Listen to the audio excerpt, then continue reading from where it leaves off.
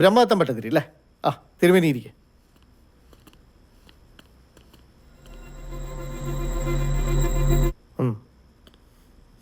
ഇതൊരു കൊലപാതകമല്ല, മറിച്ച് ഒരു സമാധിയാണെന്നാണ് തിരുമേനിയുടെ വേർഷൻ അല്ലേ? കാരണം കാരണം അദ്ദേഹം ഒരു പുണ്യാത്മാവായിരുന്നു. അദ്ദേഹം ഇകലോകവാസം വെടിഞ്ഞു. അതിനെയാണ് സമാധി എന്ന് പറയുന്നത്. സാധാരണ സമാധിയല്ല, മഹാസമാധി. ഉള്ളതുള്ളതുപോലെ പറയണം, അല്ലെ മോനെ നിന്നെ ചവിട്ടി ഞാൻ സമാധിയാക്കും. പേടിക്കത്തില്ല സാറേ, ഒരുപാട് ആൾക്കാർ ഇടിച്ചു കൂട്ടിയ ശരീരമാണ്, ഏക്കുമില്ല. പിന്നെ അവര് 15 തന്നു, സാർ ഒരു 25 തന്നാൽ ഉള്ള സത്യം മണി പോലെ ഞാൻ പറയാം. എന്തു പറയുന്നു? എന്ത് സത്യം? ക്യാഷ് പൈസയൊക്കെ തരാടാ, നീ കാര്യം പറ. 3 പേരുടെ കാച്ചത് സാറേ അയാളെ. സത്യം കഴിഞ്ഞില്ലേ നിന്റെയൊക്കെ സമാധി കഥ? ഇനി സത്യം പറഞ്ഞോ, അന്ന് ശരിക്കും എന്താ സംഭവിച്ചു? ഇനിയിപ്പോ ക്വസ്റ്റ്യൻ പേപ്പർ ഇല്ലാതെ മാഡത്തിന് ആൻസർ തരാമല്ലോ അല്ലേ?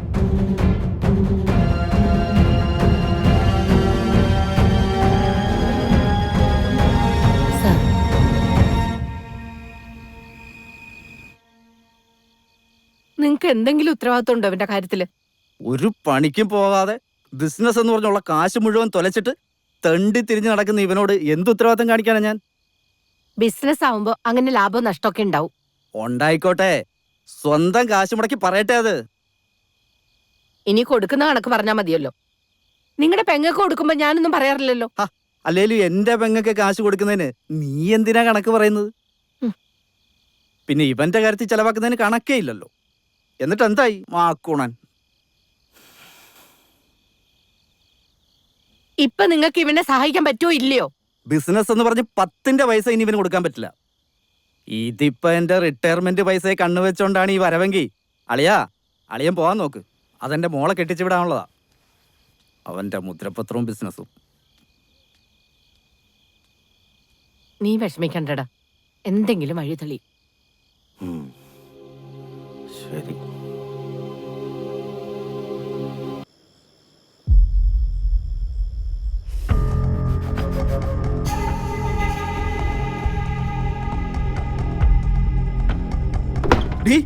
എന്തു വഴി കാണിക്കുന്നു? കയ്യെന്ന് വിടറി, കയ്യെ പിടിച്ചു തോന്നി അഹങ്കാരി.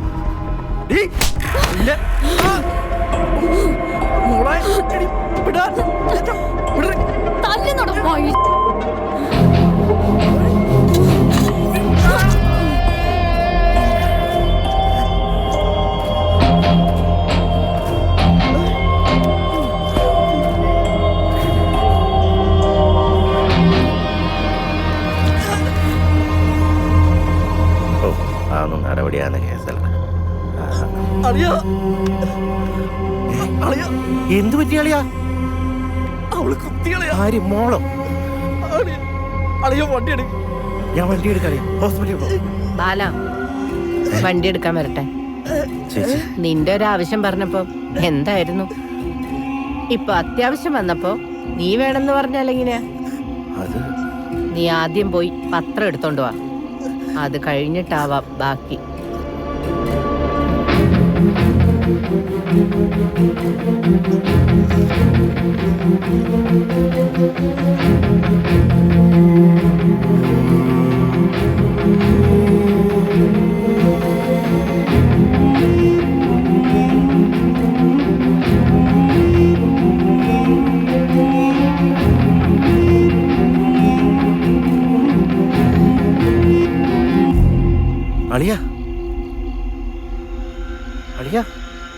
ബാല, കഴിഞ്ഞു.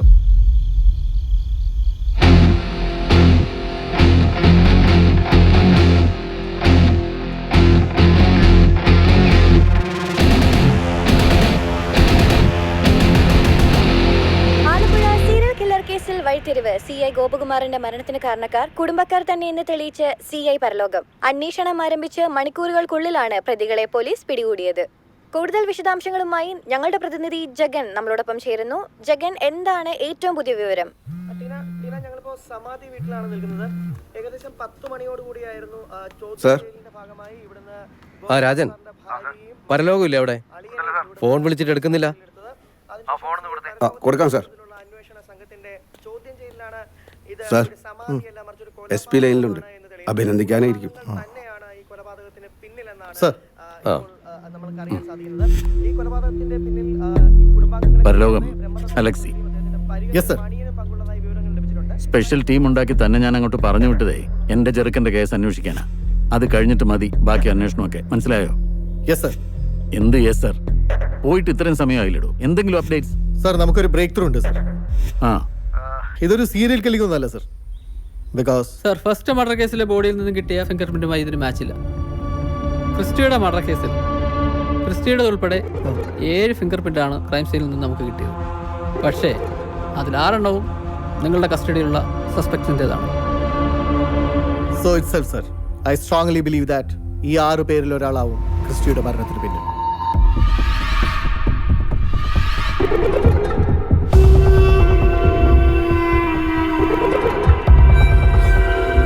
See, we are running out of time. കാര്യങ്ങൾ കുറച്ചുകൂടി സ്പീഡപ്പ് ആവണം. ഗോപകുമാർ സാറിന്റെ കേസ് ക്ലോസ് ആയതുകൊണ്ടും ഫസ്റ്റ് മർഡർ നടന്ന ഇടത്തു നിന്നും നമുക്ക് കിട്ടിയിട്ടുള്ള ഫിംഗർ പ്രിന്റ്സ് ഇവിടുത്തേതുമായിട്ട് മാച്ച് ആവാത്തതുകൊണ്ടും തൽക്കാലം സീരിയൽ കില്ലർ എന്നുള്ള ഡൗട്ട് അല്ലെങ്കിൽ ആ തോട്ട് തന്നെ നമുക്ക് മാറ്റിവെക്കാം. അതുകൊണ്ട് now let's focus on Christy. ക്രിസ്റ്റിയെ കുറിച്ച് കൂടുതൽ അറിയണം. അവനൊരു പാവമായിരുന്നു സാറ്.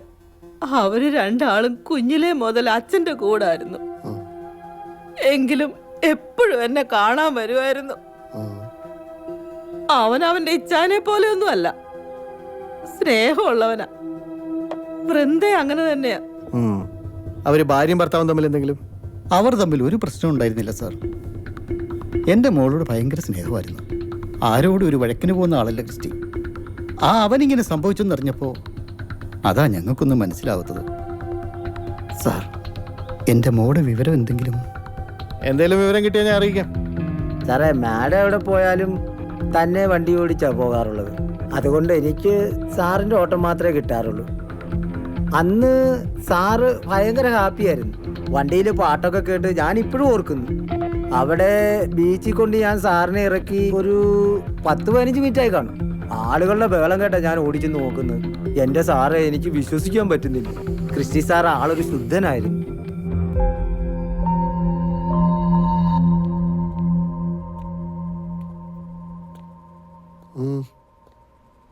എന്താ ഗാഥ? സർ, എനിക്കൊരു കാര്യം പറയണ്ടായിരുന്നു. പറയൂ. സർ, അതിവിടെ പറയുന്നതിൽ റിലവൻസ് ഉണ്ടോ എന്ന് എനിക്കറിയില്ല. കാര്യം എന്താന്ന് വെച്ചാൽ പറയോച്ചേ, കേട്ടിട്ട് എനിക്ക് തന്നെ ടെൻഷൻ ആവുന്നു. സർ, എനിക്ക് ക്രിസ്റ്റിയെ നേരത്തെ അറിയാം. എങ്ങനെ? 3-4 വർഷം മുമ്പ് എൻ്റെ ഒരു ജൂനിയർ കുട്ടി എന്നെ കാണാൻ വന്നിട്ടുണ്ടായിരുന്നു. അവൾക്കൊരു റിലേഷൻഷിപ്പ് ഉണ്ടെന്നും അത് ബ്രേക്കപ്പ് ആയതിനു ശേഷം അവരുടെ ഇൻറ്റിമേറ്റ് വീഡിയോസ് വെച്ച് അവളെ ബ്ലാക്ക്മെയിൽ ചെയ്യുന്നു എന്നായിരുന്നു കംപ്ലൈൻറ്റ്. എങ്ങനെയുള്ള വീഡിയോ? അറിഞ്ഞിട്ടെന്തിനാ? എന്നിട്ട് ഞാൻ സ്റ്റേഷനിൽ അവളെ കൊണ്ടൊരു കംപ്ലൈൻറ്റ് കൊടുപ്പിച്ചിട്ടുണ്ടായിരുന്നു. ഓക്കെ. അത് ക്രിസ്റ്റി ആയിരുന്നു സർ. എന്നിട്ടെന്താ? അവൻ DIGയുടെ അനിയനല്ലേ? സർ, പക്ഷെ അന്ന് ആ സ്റ്റേഷൻ ഇൻചാർജ് വിക്ടർ സാർ ആയിരുന്നു. വിക്ടർ ജോണോ? സർ. ഗാഥ, ആ കുട്ടിയുടെ ഡീറ്റെയിൽസ് എന്തെങ്കിലും ഉണ്ടോ? ഫോൺ നമ്പർ അങ്ങനെ എന്തെങ്കിലും? No sir. സാർ, ഈ വിക്ടർ ജോൺ എന്ന് പറയുന്നത് മറ്റേ സൈക്കോ അല്ലേ?